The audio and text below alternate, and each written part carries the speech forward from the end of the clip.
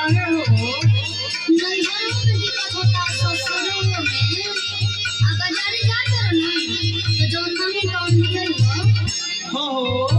बोला का चाहिए हो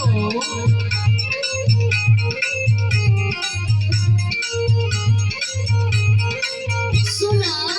राजा काला साड़ी लई हो कमर में छिप जाए राजा काला साड़ी लई हो कमर में छिप जाए राजा काला साड़ी लई हो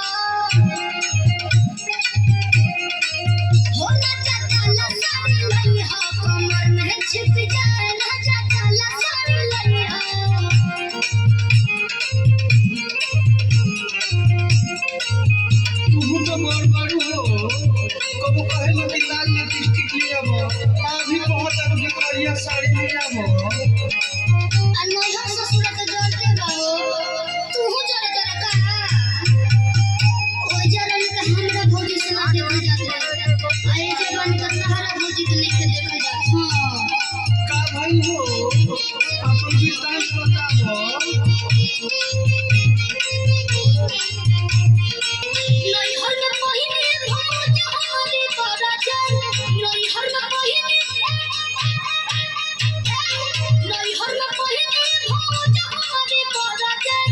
नैहर में पहिने भौज हमारी बराजन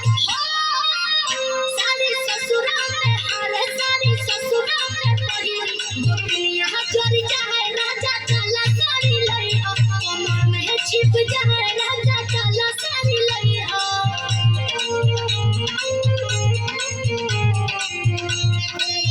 दियादिन तो दियादिन होता नई कोन लखिना उ तौरी कुकुर पहले बाड़ी हो तू अपना माई के कहा हो हमरा माई के मत कहा हो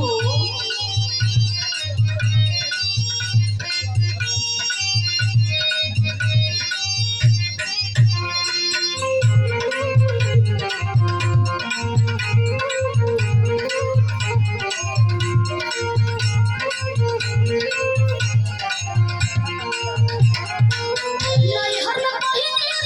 मोर बराजन नैहर में पहिने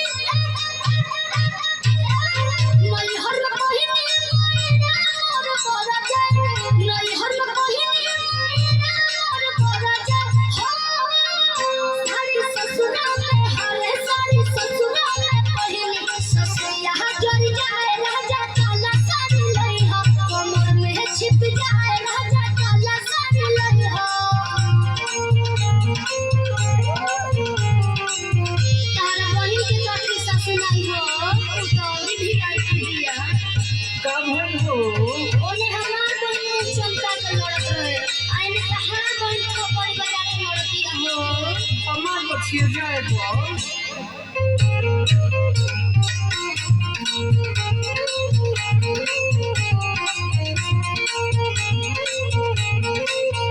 नैहर में पहिने बहिन हमारी बराजन नैहर में पहिने बहिन हमारी बराजन नैहर में पहिने बहिन हमारी बराजन सारी ससुरा में हर साल ससुरा में पहिने ननदिया